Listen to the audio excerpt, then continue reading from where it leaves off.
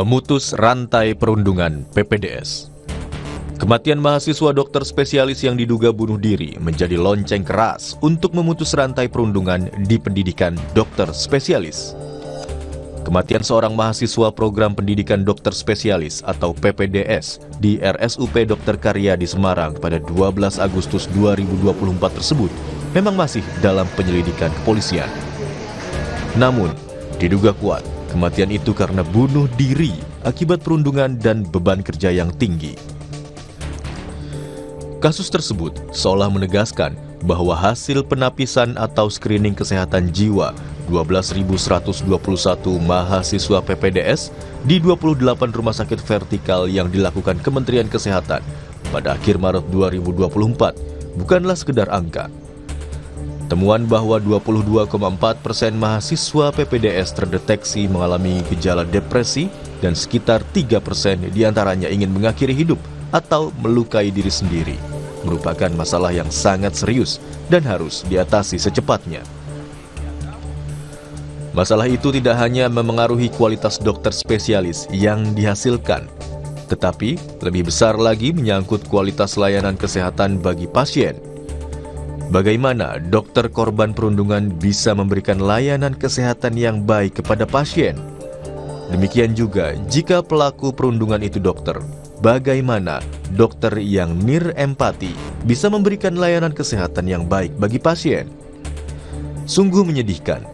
Di tengah kondisi kekurangan dokter spesialis, pendidikan dokter spesialis justru bermasalah. Kondisi ini harus segera diakhiri sebelum lebih banyak lagi mahasiswa dokter spesialis menjadi korban, sebelum mengorbankan layanan kesehatan. Langkah Kemenkes membuka layanan pengaduan terkait perundungan dalam PPDS patut diapresiasi. Ini dapat membantu para korban perundungan untuk bersuara.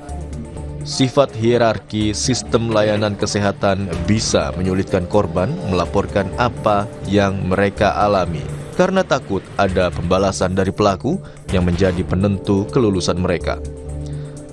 Hasilnya, sudah ada paling tidak 1.500 pengaduan. Sebanyak 356 diantaranya teridentifikasi sebagai kasus perundungan. Dalam kasus ini, 39 peserta PPDS dan konsulen di rumah sakit telah diberi sanksi. Pada 2023, Kemenkes juga menegur 3 rumah sakit karena kasus serupa.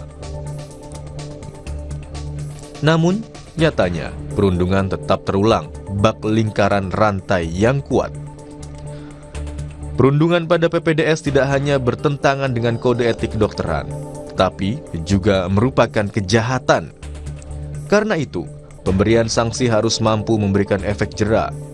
Selain itu, perubahan tata kelola pendidikan dokter spesialis juga mendesak dilakukan.